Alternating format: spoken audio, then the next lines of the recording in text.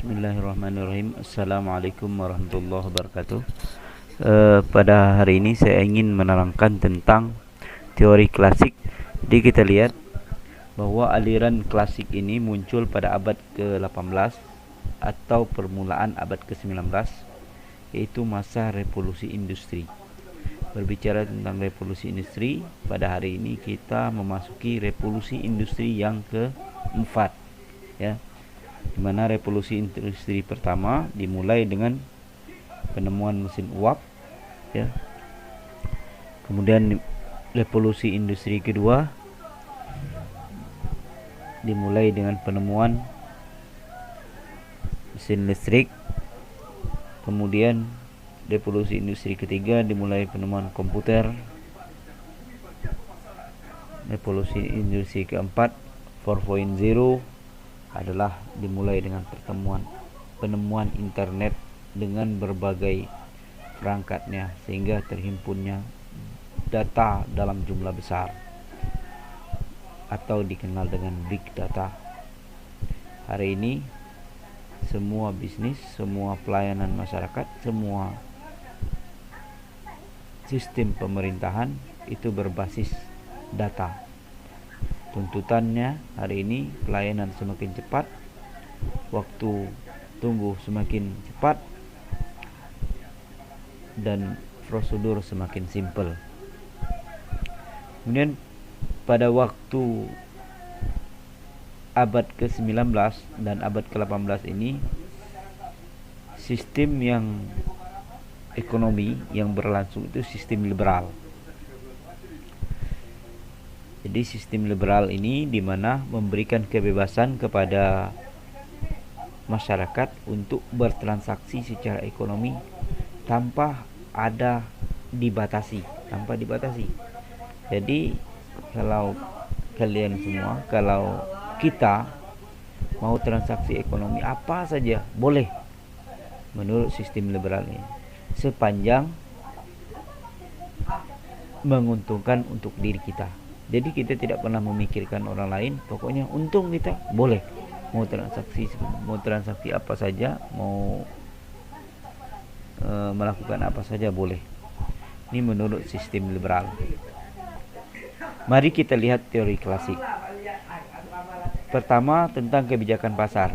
Ahli ekonomi klasik meyakini adanya perekonomian, persaingan sempurna, pasar bebas, secara otomatis bebas dari campur tangan pemerintah. Jadi ahli ekonomi klasik berpendapat bahwa penting pasar bebas diterapkan. Kenapa? Karena akan menciptakan keseimbangan harga. Tanpa pasar bebas, maka harga tidak seimbang. Jadi pemerintah tidak boleh campur tangan. Ini menurut ahli ekonomi klasik. Kemudian yang kedua, pendapat ekonom klasik tentang penumpukan modal. Semua kaum klasik memandang pemumpukan modal merupakan kunci keberhasilan pembangunan. Jadi dianggap bahwa kalau ingin berhasil pembangunan, maka semakin banyak kapital, uang yang dimiliki oleh negara, maka semakin baik. Ekonomi klasik. Akibatnya orang berlomba-lomba mengumpulkan uang tanpa menghiraukan halal dan haram. Ya, ini berbeda sekali dengan sistem ekonomi Islam. Sistem ekonomi Islam ada pendapat, ada filter.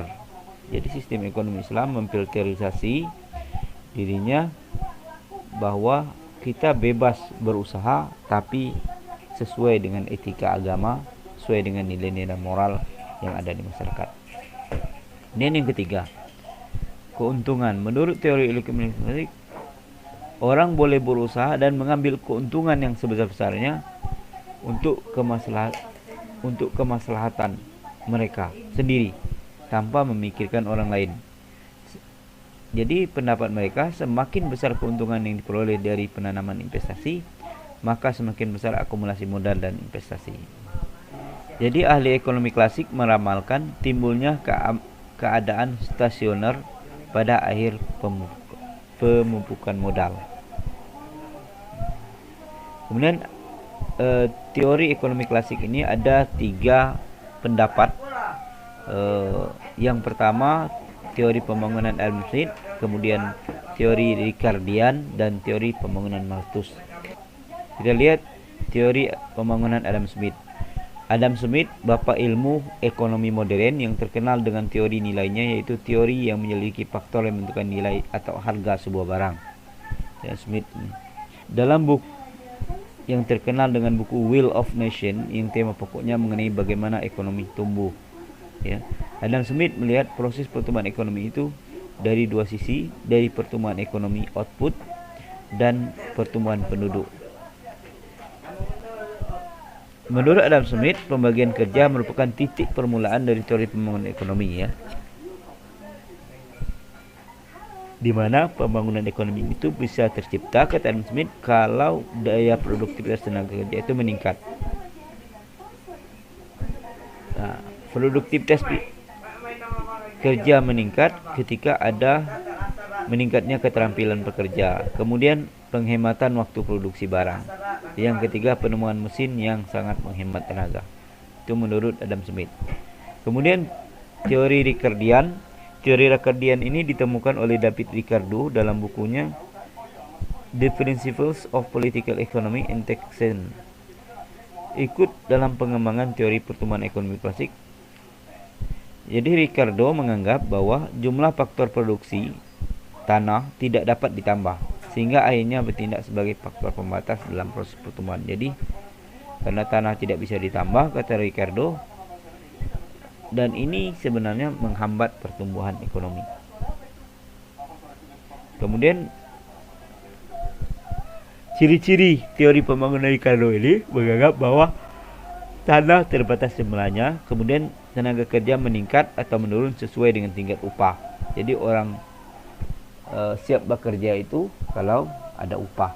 Ini tentu bertentangan dengan konsep Islam.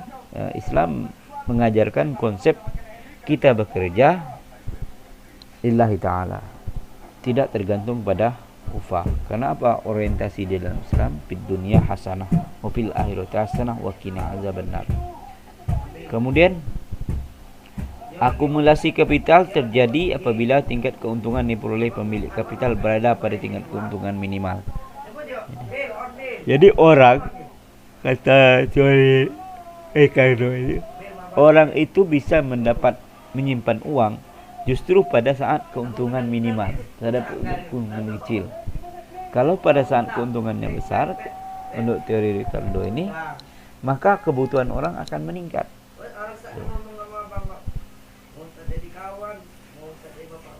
Kemudian dari waktu ke waktu terjadi kemajuan teknologi, kemudian sektor pertanian dominan.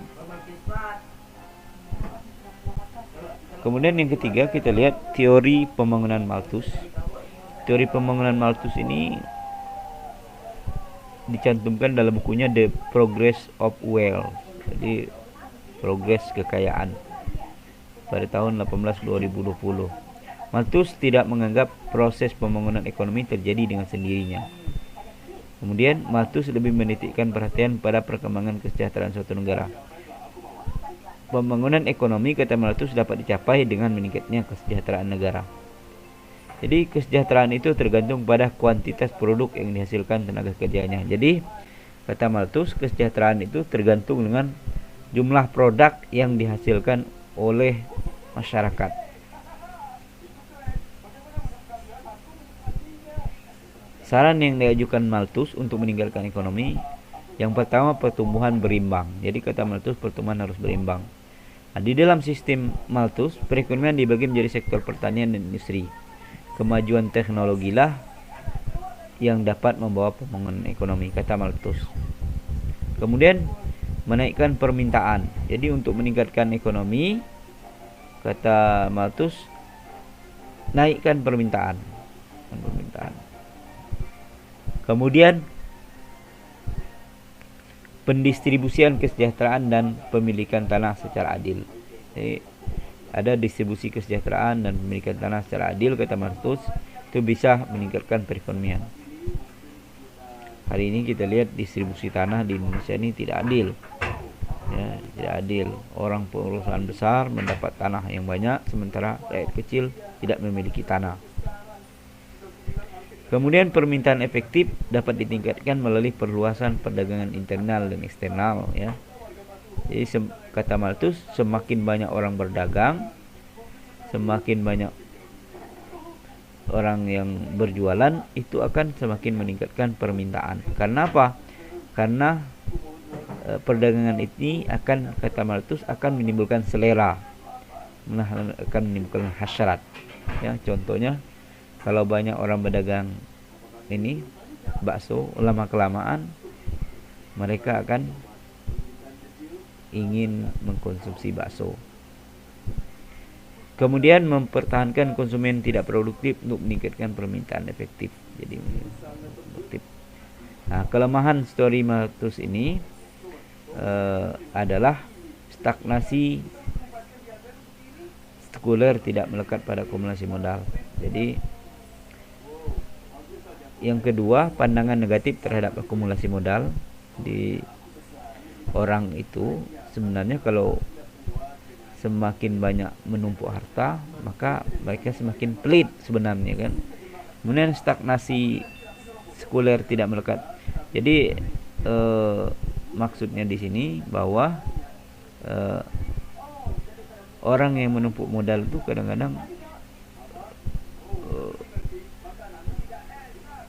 kadang-kadang bukan hanya orang yang tidak beragama, tapi orang beragama juga seringkali menumpuk modal. Kemudian komoditi tidak dipertukarkan dengan komoditi secara langsung.